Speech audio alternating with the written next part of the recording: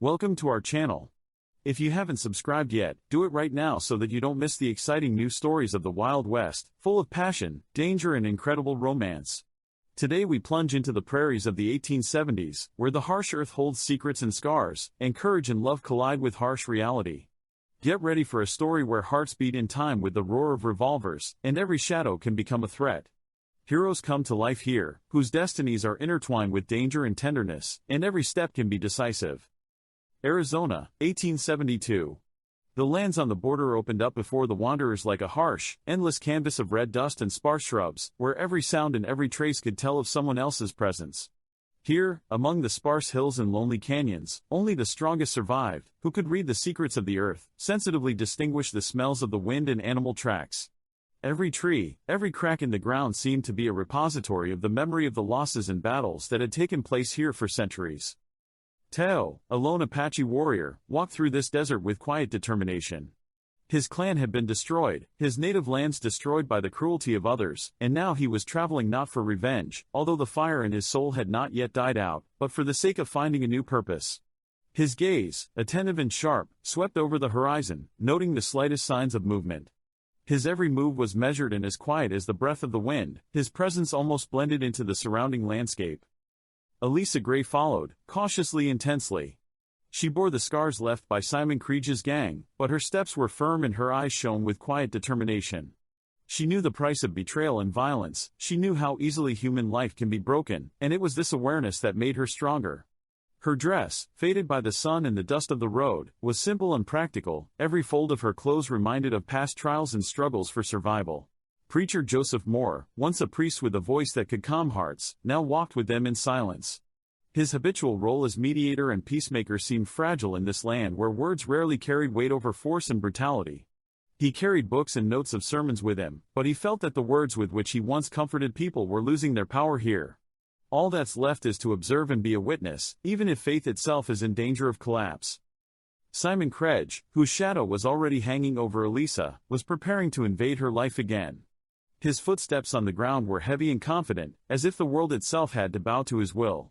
He was the personification of menace and violence, a man who destroyed not only the body, but also the spirit. His every plan was thought out, every look aimed at regaining possession of what he considered his own. An invisible web was unfolding between these four people, a web of strength and weakness, fear and determination, past and future. The desert, scorching in the sun and freezing at night, was both a prison and a refuge, a space where every step mattered. Here, Tahoa and Elissa sought freedom, but faced the impossibility of hiding from the traces of the past. Joseph Moore was trying to preserve humanity and meaning in his words, and Simon Cridge was inexorably approaching, as if the darkness itself was personified in his figure. This land did not forgive weakness, it required action and determination. Every day, every moment was a test. For Tahoa, it was a test of heart and will, for Elissa, of body and spirit, for Joseph, of faith, and for Simon, of power. The fates of these people were already intertwined, and no one yet knew how quickly this web would close. The prairie stretched out in an endless strip of golden dry grass, which rustled under the gusts of wind. Elissa ran without looking back, feeling the dust bite into her skin and clothes. Her every breath was ragged, every muscle strained to the limit. She was being chased by Simon Cridge's bandits, their figures visible on the horizon like shadows ready to swallow her up. Fear burned her insides, but it wouldn't let her slow down. It was at this moment that Tahoa appeared in her path. His appearance seemed sudden, but it was destined by the desert itself. The Apache warrior, strong and graceful, moved with silent confidence, as if the wind itself obeyed his steps. His skin was dark, his face was stern, but with some unusual softness in his features that attracted the eye. Her black hair, braided into thin braids, fluttered in the wind, and her eyes, dark and deep, seemed capable of seeing the very essence of a person. Tahoa didn't ask any questions. He rushed towards Elissa, dragging her with him towards the rocky ledge. His every move was calculated, he knew that if he slowed down, the consequences would be fatal. The bandits slowed down, assessing the threat, but they could not foresee the power hidden in this lone warrior.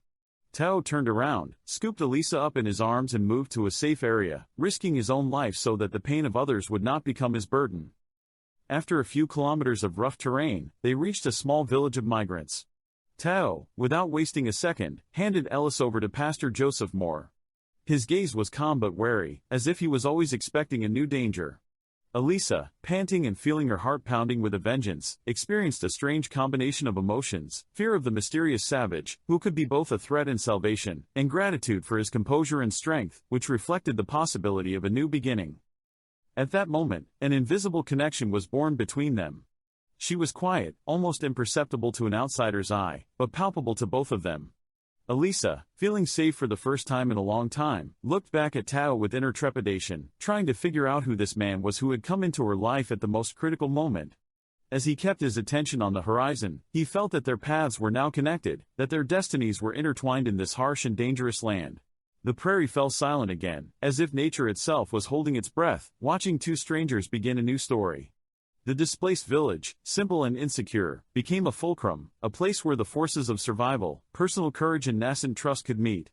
Fear and gratitude, caution and interest, all these feelings intertwined in their gazes, promising that something more than simple salvation awaits them ahead. It was here, on the edge of the desert, under the scorching sun and in the shadow of lonely rocks, that a story was born that had neither an ending nor forgiveness. The fateful encounter marked the beginning of a journey full of trials, dangers, and perhaps a rare human intimacy that could survive the winds and sands of the Wild West. Night descended on the prairie, and the emigrant village was immersed in the dim light of campfires. Every glimmer of flame played on their faces, revealing hidden lines of anxiety and fatigue. Preacher Joseph Moore sat alone, lost in thought. His faith in the power of the word was unshakable. He saw his life's mission as keeping people on the edge between fear and hope, maintaining morality and order in chaos. But today, his beliefs have been put to the test. The word seemed too weak, too fragile, to protect Elissa from those shadows of the past that were creeping up on her door again. Elissa Gray felt the tension in her entire being. She was sitting by the campfire, her hands clasped, as if trying to keep the warmth not only from the fire, but also from the sense of security that appeared only next to Tahoa. He was an Apache, a warrior, a stranger to the world of immigrants and at the same time her only support. His every look and every movement inspired both fear and a strange, unaccustomed hope. She knew that the return of Simon Cridge's gang was imminent, but Tahoa's presence made her alive, real, and strong. Tahoa stood a little apart, watching the village and listening to the rustle of the wind, which carried the smells of dust and tar. His thoughts revolved around Elissa, her life, her vulnerability and strength at the same time. He felt attracted to her, an invisible thread connecting their hearts, but he realized that their union was impossible in the eyes of society. He, an Indian warrior, free and alone, and she, the daughter of immigrants, were two lives that could only intersect here, on the border, where law, tradition and prejudice remained outside the threshold. His heart was torn by the realization of the impossible, and in this contradiction a tense silence was born. As the night deepened, bonfires began to flicker in the darkness, casting shadows on their faces. Tahoa moved closer to Elissa, and there was a tacit understanding between them. They trusted each other like no one else. He showed her how to hold a knife properly, how to move carefully, how to sense the enemy in the surrounding space. She watched his every move, absorbing knowledge that seemed both ancient and vital. It wasn't just a lesson in survival, it was a lesson in mutual trust. At one point, Elissa couldn't resist touching his scars, which spoke of countless battles and losses. She saw no ugliness in them, only strength and experience. Tahoa, in response, gently touched her scars on her arms and shoulders, calling them marks of power. The words came softly but deeply, a confession of pain and resilience that gave them both a new meaning. In these moments of the night, there was an invisible, almost sacred union of two souls who learned to understand each other without words, through touch, through breathing, through presence. The conflict escalated in their hearts and minds. The preacher continued to believe in the word, Elissa in the quiet power of Tahoa's presence, and Tahoa in the impossibility of their union, despite the strong attraction. Each of them stood on their own path, and each path was shrouded in the same tension that hung over the village, over the prairie, over their lives. The future seemed shaky and dangerous, like quicksand ready to swallow everything in its path. But in the midst of this tension, not only anxiety was born, but also a new, quiet fire of hope, the opportunity to choose your own destiny, despite the impossibility and fear. The night continued to drift across the prairie, but the campfires reflected not only the light, but also the power that connected Tahoa and Elissa. Their paths crossed at that moment, and although the future remained unclear, they knew one thing: the bond born between them was stronger than all social prohibitions and prejudices. They were ready to learn from each other, grow up side by side and look for ways to survive in this harsh world where cruelty and love, fear and hope intertwined, creating a complex, inescapable fabric of their lives. The wind from the desolate plains of Arizona brought disturbing rumors. Like dark clouds on the horizon, they hovered in the air of the village. Simon Cridge, a man whose name has long become a symbol of fear, returns for Elissa. The news slid from one house to another, filling the streets with quiet, nervous whispers. People who nodded affably to passers-by yesterday cast suspicious glances at the girl with pale skin and blonde hair, as if her presence could provoke the wrath of inexorable fate. The villagers stood at a crossroads. Everyone understood the price of resistance. Krieg's gangs had no mercy. And some people had a thought in their eyes: maybe it would be easier to give her away, save their own lives, close the doors of their houses and pretend that nothing had happened. Elissa felt this quiet threat, like the fog that envelops the forest before a storm. She knew that not every look was filled with hostility, but people's hearts were rarely stronger than fear. Joseph Moore, the village's preacher, sat on the steps of a modest church with his hands clasped in prayer. His eyes, usually filled with gentle confidence, were now clouded with doubt. The words of his prayers echoed hollowly, losing their power in the face of impending violence. The faith he had always held began to waver. He saw not only evil in this world, but also his own helplessness, and the longer he prayed, the clearer it became: prayers will not protect those who face a real threat. Elissa stood at the edge of the village, feeling every tremor of her heart, every sound of rustling grass. She understood that her life could be just a pawn in the game of other people's fears and other people's greed. But things were changing around Tahoa. His calm, focused figure, standing firmly amidst the wind and dust, inspired a sense of security. He won't betray, he won't give in to fear, he won't back down. Even if the whole world turns away, Tahoa will be there, ready to go all the way.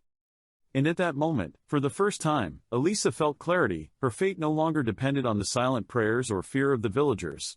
She could only rely on the strength of those who were willing to act for her. And her gaze met Tao's eyes. They reflected the same silence, the same determination that emanated from herself. There were no words between them, but there was an undeniable alliance created in fire and silence, in which each was ready to put everything on the line to protect the other. The night was falling like a soft carpet, and the shadows of the houses stretched across the ground, like harbingers of what would soon change everything. The village that had seemed safe yesterday was now an arena where fear and courage would meet face to face. Elissa could feel the tension filling the air, as every detail, the faint creak of the door, the rustle of the wind, the gleam of eyes in the dark streets, became iconic. And amidst this mounting anxiety, the only thing that remained unchanged was Tao's firm presence. His attention to every movement, his readiness for action, and his silence, full of strength, gave Elissa the confidence that neither prayer nor hope for chance had given her. For the first time in a long time, she realized that sometimes protection and salvation come not through a word, but through an undeniable action. This night presaged a storm. Every moment spent in the silence of the village was preparation for the inevitable encounter with the enemy. But in this preparation, Elissa and Tao found something they could not find in words and prayers: mutual trust and strength, which was born not in the general rules of society, but in the determination to be by each other's side, despite all obstacles. And when the first stars lit up in the dark Arizona sky, their light seemed like a tiny beacon of hope in the midst of a vast wasteland. In that instant, she realized that with Tahoa, she was ready to face any storm, and any threat, no matter how terrible, would not be able to destroy what had sprung up between them on those desolate nights. The sun was barely above the horizon when the silence of the village was broken by the sound of approaching hooves and the screams of bandits. The dusty road that civilians once walked along has turned into an arena of imminent chaos. Wooden houses shook from gunfire, tree branches bent under the onslaught of arrows and spears, and the air was thick with the smell of gunpowder and hot earth. Tao stood in front like a rock in the midst of a raging torrent, his dark figure radiating a collected but deadly force. There was a willingness to defend himself in every move, not only himself, but also Elissa, who, despite her fear, walked beside him, holding the knife tightly in her hands, as if it were an extension of her own will.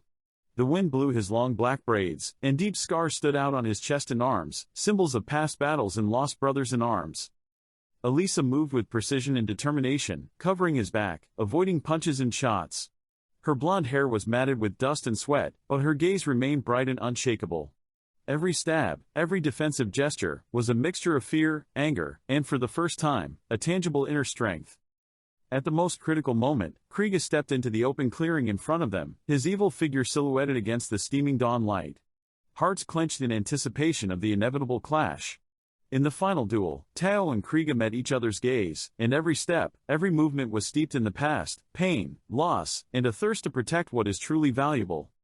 When Kriga tried to deliver a fatal blow, Tahoa joined the fray, but received a wound that could have cost him his life. Elissa, seeing this, did not hesitate to repeat the cruelty of her enemy. The knife of her hand turned out to be a decisive tool, and Kriga fell.